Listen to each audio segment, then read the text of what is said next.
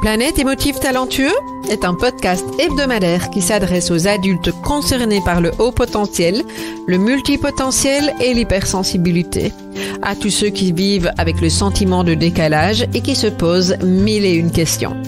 Vous découvrirez des clés pour vivre pleinement votre singularité de façon authentique par le biais d'entrevues avec des experts du haut potentiel et de l'hypersensibilité, des témoignages ainsi que des épisodes solo relatant de nombreux conseils dans le domaine. Planète émotif talentueux est animé par Nathalie Alsten, senior coach, thérapeute, auteure du livre Émotif talentueux, être soi autrement et fondatrice du congrès Douance, le seul congrès virtuel en francophonie destiné aux adultes surdoués et hautement sensibles. Bienvenue chez vous, en direct de la planète Iti. Bonjour chers émotifs talentueux.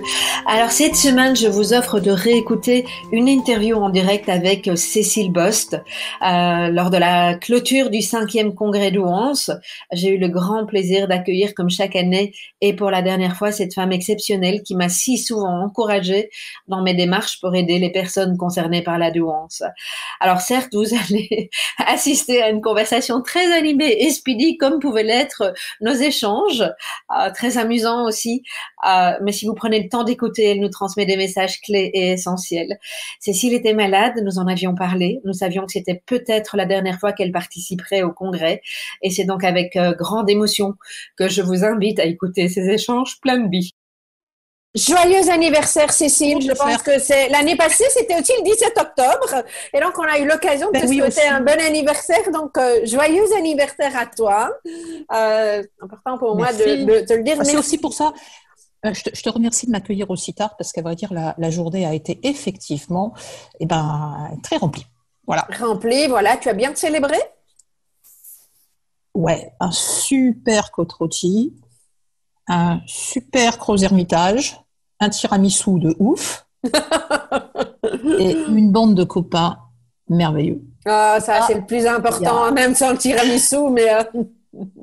Il y a un mot que j'ai retrouvé ce soir en pensant à eux après leur départ.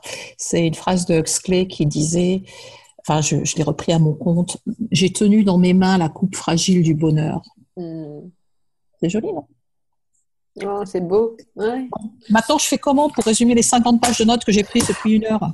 Alors, je vais peut-être mettre dans le contexte, hein, donc, vous savez que Cécile Bost, tu ne le sais pas ou bien tu l'as peut-être lu, mais je dis que Cécile, t'es un peu comme la marraine de ce congrès, puisque ça fait 5 ans que chaque année, tu viens nous faire un coucou, soit en tant que oratrice ou bien en soirée de clôture, et tu as effectivement été une des premières à croire en ce projet. Et là, ce soir, j'ai été bon anniversaire et je tiens à vous remercier. Voilà.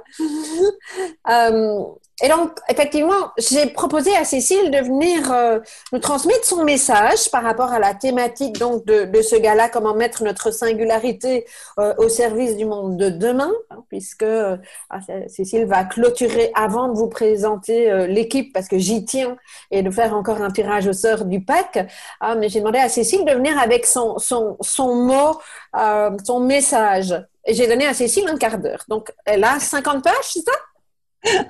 Bon, écoute. Nous allons découvrir comment Cécile Bost peut avec mon talent de synthèse, absolument incomparable. Je vais dire, je n'ai rien ajouté. Tout a été dit dans le précédent table ronde. Ça ne te ressemble pas beaucoup, ça, je trouve. Bon, pour ceux qui ne savent pas, Nathalie et moi, on a passé quelques jours ensemble, d'un côté à Chicago, de l'autre côté à San Diego. Et ouais, c'est vrai, ok, d'accord, j'aime bien parler. C'est Cécile qui m'a conseillé de venir au congrès Seigne. J'aurai l'occasion de vous en reparler, j'espère, au mois de juillet 2021, si tout se passe bien, puisque ça a été reporté effectivement cette année. Donc Cécile, ton message, qu'est-ce que tu as envie de dire au public qui nous écoute, qui est encore nombreux ce soir? Bon, je pense que je vais pas dire des choses extraordinaires par rapport à ce qui a été dit avant. Je pense qu'effectivement, première chose, se connaître. Alors, j'ai relu la consigne, comment mettre ses singularités au service du monde. De demain, c'est-à-dire aujourd'hui pour moi. Au service du monde de demain. Et donc, je me suis dit, il y a 2 mots qui sont importants. C'est comment pour reprendre la phrase, c'est peut-être pas dans le bon sens qu'il faudrait le faire. Rappelle-toi que je suis une bonne Sciences Po, donc il faudrait que je fasse un truc en 2 parties, 2 sous-parties et tout. C'est comment. Et ensuite, au service. Donc, comment, j'aurais tendance à dire, 2 points essentiels. D'abord, en se comprenant intimement. Et pour ça, désolé, on sort des mots valises. Donc, me dire, comme je l'ai entendu un jour, je suis multipotentiel, hypersensible, avec une pensée en arborescence, oui, mais encore, c'est pas suffisant. Il faut vraiment aller travailler beaucoup plus loin que ça, se comprendre dans... Alors, je rappelle ce qui est important pour moi chez un, on va dire, surdoué. Tu sais que pour moi, on n'est pas tous, enfin, certains surdoués sont plus surdoués que d'autres. On va pas revenir là-dessus. Ça a déjà été évoqué. Puis je tiens à dire ça, c'est vraiment important. Ces 3 mots importants qui sont intensité, complexité et force intérieure. C'est vraiment essentiel de comprendre ce que signifient ces mots, parce que l'intensité, ça peut être effectivement l'hypersensorialité, mais ça peut être aussi la vision, ça peut être ce qui va s'apparenter, on en a certainement déjà parlé, au syndrome de Cassandre, c'est-à-dire voir plus loin. C'est aussi la puissance de travail. Donc, il faut comprendre ce que signifie le mot intensité, en dehors des simples émotions. Il y a ce qu'on appelle les hyper-excitabilités, on ne va pas revenir dessus. Tu m'as dit, c'est 1h30, c'est ça? Non, non, d'accord. J'ai essayé, on ne sait jamais. C'est moi qui ai un problème d'ouïe, en principe, pas toi, ouais. Cécile. Bien essayé. Oui, enfin, bon, voilà. Première chose. La deuxième chose, c'est tout le monde, enfin, bon, il y a toujours 2 grandes écoles. Il y a l'école qui dit « Ah, mais non, tous les surdoués vont bien ». Et puis, parce que toutes les études internationales le disent. Alors, j'aime bien rappeler que j'ai compté, j'en suis à peu près à la lecture de 2000 études, mais vraiment des études sérieuses. Je suis même retournée à l'école pour les lire, ces études, pour montrer que je savais les lire. Oui, toutes les études, mais avec ce qu'on appelle des biais de sélection, qui oublient qu'il y a aussi certains surdoués qui ne vont pas bien, mais ils vont pas tous mal. Ça veut dire quoi? Ça veut dire que le surdon n'est pas né et ne fait pas tout. Le surdon va s'épanouir ou au contraire s'affaisser, s'étioler en fonction de la vie qu'on peut avoir eue. Un accident, une maladie, et on n'est pas forcément,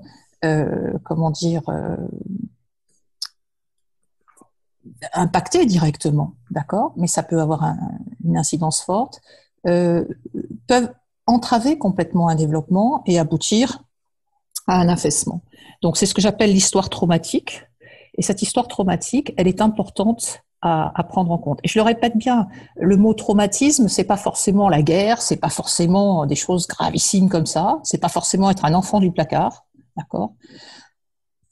Ça peut être, et c'est parfois même compliqué, le gros chien qu'on a vu quand on avait 2 ans, qui a fait une peur intense, et on n'est pas capable d'en parler. Et donc, ça, c'est important de pouvoir aller débusquer ce genre de choses. Donc, n'importe qui ne sait pas le faire, ça, d'accord.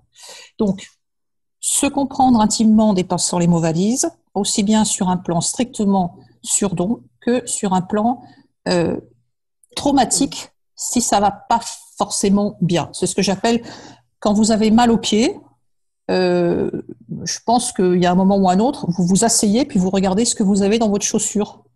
Et en fonction de ce qui vous fait mal aux pieds, vous agissez. Ou alors ça s'appelle du sadomasochisme, mais c'est un petit peu dommage quand même. D'accord ? Bon, ça, c'est un point important. Dans les traumas, il y a un mot qu'on a appris, toi et moi, Nathalie, quand on était à San Diego, c'est le self-répudié. J'ai trouvé ça vraiment intéressant. Tout le monde parle du faux self. Ce que dit Peter Cummings, c'est le faux self, c'est une construction volontaire. On se crée un masque. On se fabrique un personnage. Ça fait souffrir, mais on se fabrique. Donc, il y a un côté un petit peu actif. Alors que le self-répudié, c'est que avec le temps qui passe, le regard des autres, les critiques des autres, on abandonne progressivement, on taille progressivement dans ce qu'on est au plus profond de soi. Et on finit par se perdre en ne sachant plus du tout qui on est, ou en tentant de s'adapter aux autres comme on peut, en ne se sentant pas structuré. Donc ça, c'est vraiment important de garder ça en tête. Donc ça, c'est la première partie du comment. La deuxième partie, c'est en dialoguant. Tous des cons, je suis désolée, hein. J'ai travaillé dans le pétrole pendant 5 ans, donc j'en ai gardé quelques réflexes. Tous des cons, ça marche pas. Ça, c'est sûr. Et bon, décidément, je fais toujours la pub de Carlos Sinoco. Je crois que je vais finir par lui demander des royalties. Le sous-titre de son deuxième ouvrage, Penser l'écart. Penser l'écart est essentiel. Je vais faire une petite métaphore. Gulliver et Lilliput. Gulliver, quand il a faim, il pense que les Lilliputiens vont lui apporter un poulet. Oui, mais le poulet des Lilliputiens, Gulliver ne le voit même pas, tellement il est tout petit. Et donc Gulliver va assécher toute la basse-cour, toute la basse-cour des Lilliputiens en peu de temps. Et donc, qu'est-ce qu'il va dire? Que les Lilliputiens sont des grands crétins qui ne comprennent pas sa faim, ou les Lilliputiens de dire mais ce type est un danger public? Donc, je pense que c'est comme ça qu'il faut penser l'écart. Parce qu'en pensant l'écart, on arrive à mieux comprendre les différences de repères. Il y a des différences de repères dans la synchronisation, dans l'approche, dans le mode de pensée, qui, vraiment, il faut les comprendre. Dans mon bouquin sur le travail, j'aime bien évoquer aussi les différences sur le MBTI et sur le Big Five, les tests de personnalité. C'est absolument extraordinaire de voir que les attentes des entreprises n'ont rien à voir avec les préférences des surdoués. C'est complètement dingue. Bon, je précise au passage surdoué. C'est un mot que je déteste. C'est d'ailleurs pour ça que j'utilise, parce qu'il est totalement politiquement incorrect. Je vais tenter encore ce soir. Il y a encore plus de monde. Je propose azertuyop comme mot, parce que ça ne veut rien dire non plus. Et en plus, c'est traduisible dans plein de trucs parce que c'est la première ligne du clavier, donc je trouve ça vachement bien. Mais je dis surdoué parce que c'est quand même un peu plus simple dans un premier temps. Donc, penser l'écart, ça c'est important. Sensibiliser, Madame Alsting, merci beaucoup.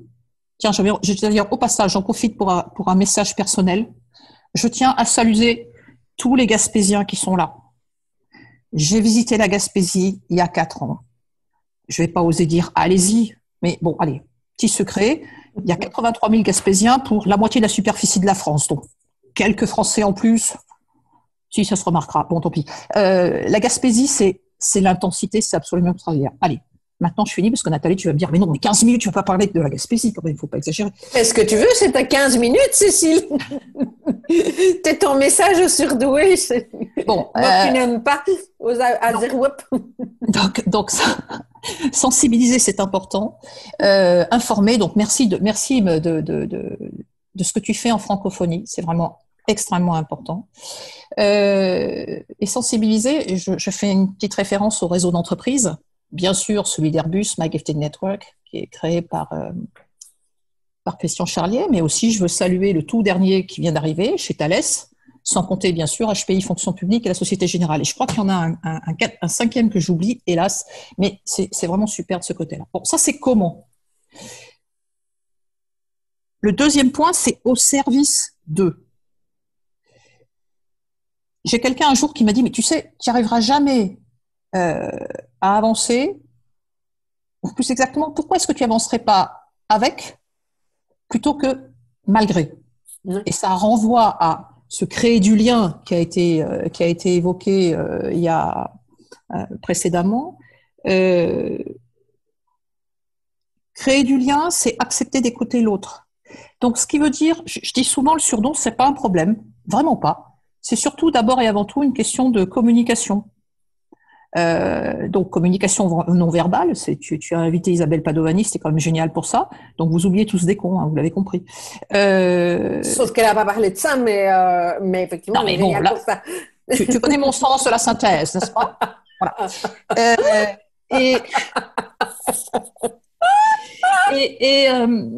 et l'autre chose, je suis contente parce que cette phrase, elle commence à sortir de plus en plus. Je l'avais trouvée pour mon bouquin. Tu sais, ce ne sont pas vos aptitudes, mais votre attitude qui déterminera votre altitude. Et je trouve Tu peux ça. nous répéter ça? Mais oui, elle est trop bien. Ben, c'est un Américain qui a dit ça, évidemment. Zig Ziglar. Ce ne sont pas vos aptitudes, mais votre attitude qui déterminera votre altitude. Donc, en clair, vous avez beau être hyper intelligent, si vous passez votre temps à arpenter les couloirs de la vie comme de l'entreprise en disant tous des cons, j'ai raison, ça risque de coincer un peu. D'accord? Je tenais d'ailleurs à dire deux choses sur ce point-là. Au service du monde de demain, je voudrais réagir un tout petit peu à ce que disait Nicolas Rimbaud sur la vision. Bon, ok, j'ai pas fait de basket, mais j'ai été un performeur, d'accord? J'ai fait du piano. Bon, comme je suis une hyper rebelle, j'ai refusé de travailler mon piano correctement, mais j'avais un prof qui me voyait bien partir au conservatoire et faire des concerts. Et bon, donc j'ai acquis vraiment comment dire, une attitude de performeur, d'accord? On se fixe des objectifs. Maintenant, ce qui m'ennuie un tout petit peu dans cette notion de focus et de vision, c'est que d'abord, on est au service de la performance et que la performance, c'est pas forcément ce qui définit la personne, d'accord? Qu'en se focusant, en voulant être absolument performant et avoir une vision, oui, ça donne du sens, je peux en témoigner, je me suis donné des objectifs, ça donne du sens, ça permet d'avancer, mais au risque de se perdre, peut-être, en dépassant peut-être certaines limites. Moi, je voudrais proposer de savoir, quand il le faut, évidemment, c'est plus facile à dire qu'à faire, donc je remonte à la première partie, 1A, se connaître, blablabla, d'accord? C'est de butiner. Parce que être performant, tout le monde n'a pas forcément envie d'être performant. C'est une énorme pression d'être performant, de se fixer des objectifs. Ça présente un gros avantage, c'est que quand il faut passer à l'action, c'est intéressant. Mais maintenant, butiner, c'est la possibilité aussi de rester l'esprit complètement ouvert, les daydreamers, les rêveurs. Et c'est en général quand on laisse l'esprit vagabonder que le ha-ha moment arrive. D'accord? Quand on dit le sommeil, la nuit porte conseil, je pense que c'est important. Donc, sans forcément opposer vision et butinage, je voudrais dire, je pense qu'à côté de la vision, à côté du rester focus, ben voilà, rien que d'avoir dit vision, je sais pas, ça m'a fait quelque chose à l'estomac, et relâcher un peu. Alors évidemment, relâcher en permanence et butiner, ça risque peut-être de se diluer un petit peu, mais ça permet aussi de s'ouvrir à plein de choses. J'assimile le monde de demain. Le monde de demain, il existe déjà. Imaginez une rivière en pleine débâcle. Vous avez des glaçons qui se superposent les uns les autres. Vous avez des gens qui tombent entre ces glaçons, qui sont broyés par ces glaçons. Et puis, il y en a d'autres qui arrivent à danser sur les glaçons, à passer d'un glaçon à un autre. Il est possible que quand on est extrêmement focus en voyant le glaçon du bas en bas, on y arrive, mais peut-être qu'en butinant, entre guillemets, en étant souple, on peut aussi arriver à sauter sur la rive et puis à descendre tranquillement. C'est aussi une façon de faire. D'accord ? J'ai juste envie, si tu me le permets, je te redonnerai les 2 minutes. Moi, aujourd'hui, j'ai le sentiment que on peut avoir une vision, mais que c'est intéressant de revenir à soi régulièrement. Oui. Et de se reconnecter. On a beaucoup parlé du corps. Et est-ce que cette vision qui a été la mienne un jour me correspond toujours aujourd'hui? Est-ce que je vibre toujours avec cette vision-là? Que ce soit difficile ou pas difficile. Et moi, maturité ou que sais-je, je sais pas, mais voilà, je me repose régulièrement la question. Et quand les gens me disent qu'il y aura encore un congrès de Douance aujourd'hui, je te dis oui. Mais moi, je sais pas si je vibre plus avec ça dans les 6 mois, il y en aura plus. Je viens de lire une question qui dit est-ce que butiner, c'est pas contraire à l'engagement? Bah, tout dépend de ce qu'on entend par engagement. Engagement à quoi et à qui? Oui, et puis on peut s'engager aussi par rapport à certaines valeurs. On peut très bien butiner tout en restant prêt à être solidaire, tout en étant prêt à écouter les autres. Je pense que c'est extrêmement important. Donc, tout va dépendre de ce qu'on donne au mot engagement comme valeur. Ce qui est d'ailleurs un grand problème pour beaucoup de surdoués, c'est que, je reprends le mot qualité, vous entrez dans une entreprise qui vous dit ah ouais, nous on apprécie la qualité, et vous vous dites bah oui, oui, moi aussi, alors vous êtes super content dans une entreprise qui fait de la qualité comme vous, oui, puis un jour vous découvrez que la qualité il tamise au centimètre alors que vous tamisez au micron. Donc, toujours comprendre, savoir être clair sur ce que sont les mots dans ce domaine-là.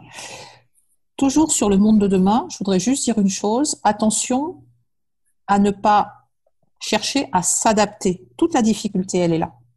J'ai entendu une fois quelqu'un qui disait s'ajuster et pas s'adapter. La différence, elle est sur la forme et pas sur le fond. Développer des stratégies qui vont permettre de montrer qu'on est avec les autres, qu'on est relié, qu'on appartient à un groupe humain. On ne peut pas vivre seul. C'est impossible. D'accord ? Qu'on est relié à un groupe humain. En revanche, on s'ajuste en parlant. En revanche, s'adapter en s'oubliant, je reviens sur ce fameux self-verbudier, c'est le meilleur moyen de se perdre. Voilà, c'est ça que je voudrais dire, c'est bien se connaître et accepter de dialoguer, tout en veillant à... Donc, bien se connaître, c'est pas que bien se connaître en tant que surdoué, c'est bien se connaître sur ses valeurs en la matière. Et puis, croire en l'avenir. J'ai écouté la conférence de Corinne Martin, et où elle disait, de toute façon, chaque moment vaut... Enfin, elle ne disait pas comme ça, mais elle disait, chaque moment vaut d'être vécu et permet d'autres choses.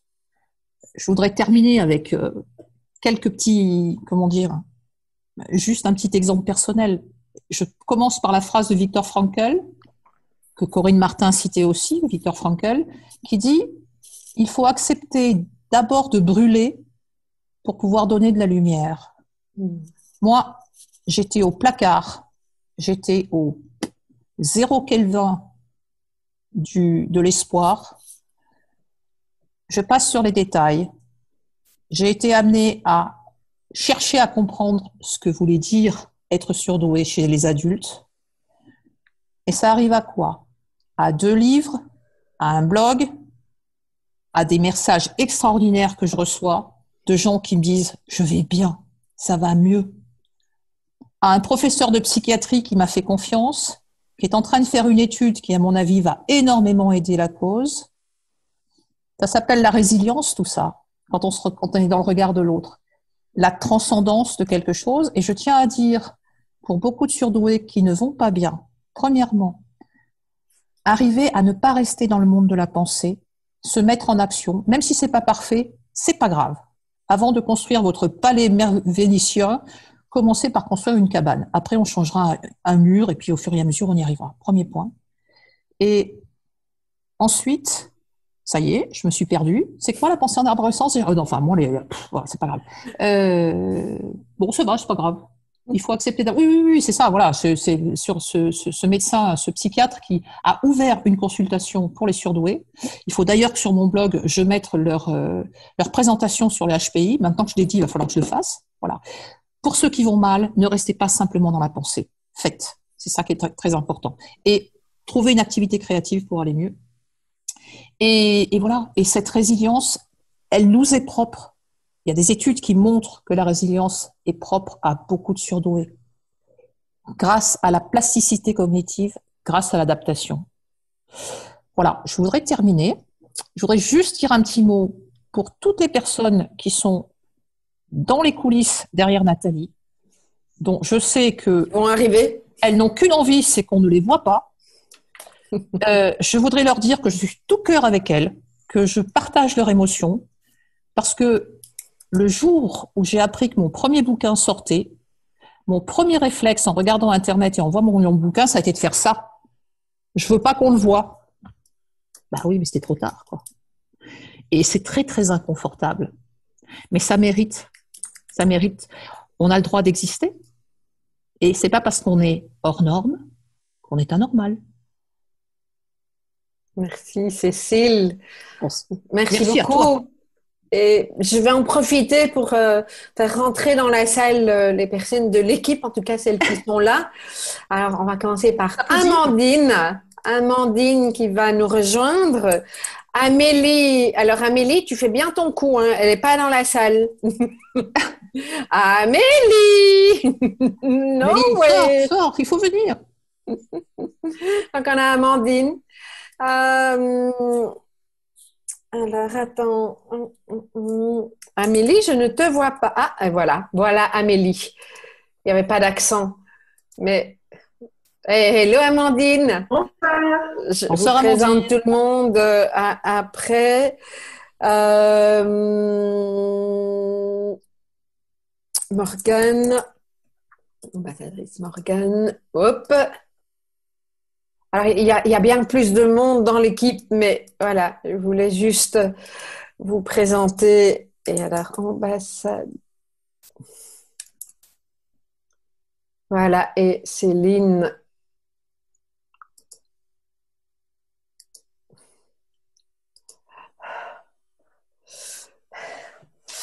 Bonsoir, mesdames. Je sais, et merci Cécile d'avoir fait cette introduction parce que c'est pas forcément simple. Non, la première année que je le fais et j'avais vraiment envie de partager le fabuleux travail qui est fait par l'équipe en coulisses et particulièrement cette année. Cette année, ça a été beaucoup plus fluide pour moi.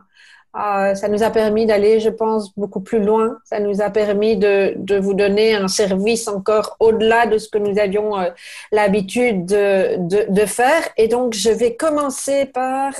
J'ai juste téléchargé l'image. On n'a malheureusement pas Samia avec nous, mais je vais vous la présenter sous un format... Bonjour Céline. Alors, hop, enregistrer dans Download. Bonsoir. J'ai pas eu le temps de le faire tout à l'heure. Grosse bise à Cécile. Grosse bise Céline. Alors, pas de grosse bise aux autres parce que je les ai jamais encore rencontrés IRL, il faut le savoir. Donc, je suis un chouïa timide.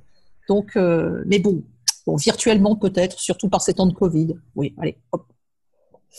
Bon, alors, je n'arrive pas à partager l'image de « je commence bien ». Alors, attends, je vais faire autrement de Samia. Je pensais que j'allais pouvoir mettre… Mais attends, ça va aller très vite.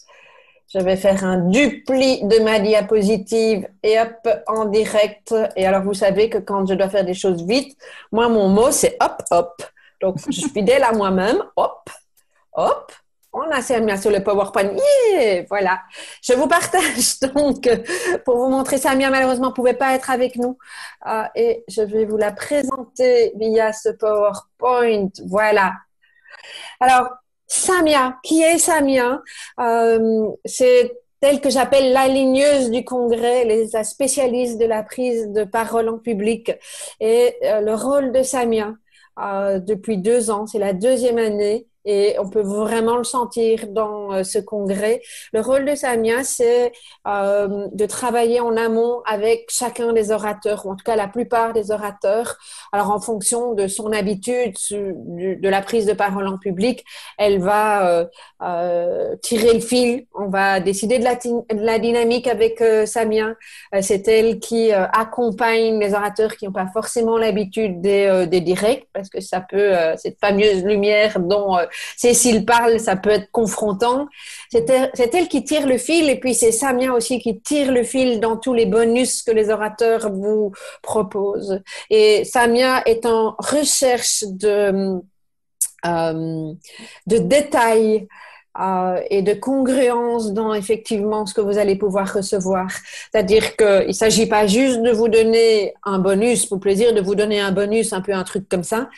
C'est exclusif. Elle ne lâche pas le morceau. Certains orateurs doivent s'amuser quand ils m'écoutent ou pas, je n'en sais rien. Mais elle aide vraiment à donner du sens et à vous permettre de continuer après le congrès avec de la valeur, avec vraiment un contenu de valeur. Donc, Samia, si tu nous écoutes pas maintenant, je sais, parce que tu n'es pas disponible, mais quand tu réentendras, je l'espère, cette rediffusion, merci de la qualité que tu nous aides à avoir. Voilà. Donc ça, c'est Samia. Vous pouvez faire est-ce qu'on peut pas en version webinaire faire des cheers? On peut faire ça en réunion, mais pas mettre des petits cœurs ou je sais pas quoi pour Samia dans le chat. Mais merci à elle. Hein, oui, voilà. Petit cœur. Comme ça, heureusement que tu es là. Hein, mais alors Amélie, fais-nous signe. On te voit. Alors, Amélie, c'est mon bras droit, ma tête, une vraie perle. Je le dis vraiment. Ça fait maintenant 1 an et demi qu'on travaille ensemble. À peu près, oui, depuis mars 2019. Mars 2019. Donc, Amélie est vraiment à mes côtés. C'est elle qui coordonne tout le congrès, tous les freelances. Tu sais combien il y a de freelances dans l'équipe? Un paquet. Cyril, Yann, Magali, Hélène. Ouais. Je pense que c'est tout cette année. Afif aussi, qui n'a pas forcément participé tout à fait sur le congrès, mais qui nous aide toute l'année. Oui, voilà. Donc, c'est toi qui coordonne effectivement toutes ces personnes. Plein de fois, elle me dit, tiens, est-ce qu'on a pensé à telle ou telle chose? Et elle arrive même à lire.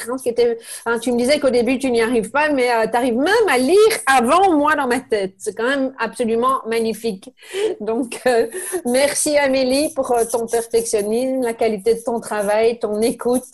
Voilà, c'est vraiment très, très, très précieux. Même chose, cheers à Amélie. Parce qu'elle est vraiment très, très, très engagée. Oui. On fait ça, voilà. C'est pas bien, c'est pas très beau. Moi, je te vois les beaux de mon côté, mais bon. Voilà. Merci Amélie. Alors, on a Amandine qui est nouvelle dans l'équipe. C'est ton premier congrès, Amandine. Amandine, tu peux bien mettre le son aussi si tu veux ou pas. Amandine, c'est la fée du service support. Donc, Amandine, c'est elle quand vous écrivez à cette fameuse adresse qu'on vous martèle tout le temps. Support. Hein. C'est elle qui est aussi dans le messenger de la page congrès et de la page Nathalie Alchin, les motifs talentueux. Amandine vraiment fait tout pour vous satisfaire à la vitesse éclair.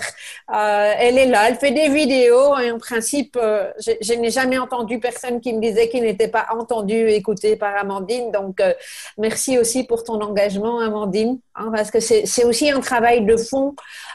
C'est pas que les 6 mois de préparation. Une période de congrès, c'est 15 jours avant le démarrage du congrès. C'est pendant tout le congrès. C'est toutes les personnes qui nous écrivent j'ai perdu mon code et j'ai pas reçu la rediffusion 2 et mon mail, je n'y comprends rien, etc.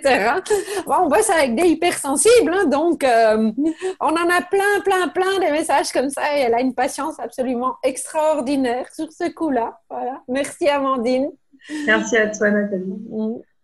Alors, on a Morgane, une de nos ambassadrices. On a beaucoup d'ambassadrices. Je fais le choix cette année de vous en présenter 2. Hein, vous avez déjà fait connaissance avec certaines, je pense. Et donc, Morgane nous aide sur la modération au niveau des réseaux sociaux, ce qui est un boulot énorme puisque cette année, vous étiez 31 000 et juste dans le groupe Facebook, 6 000 et je ne sais plus quoi. Ce qui en soi n'est pas beaucoup par rapport aux 31 000. Je ne vais pas dire, ouf, tant mieux, mais... Quand même, parce que c'est un boulot full-time ou pas, Morgane?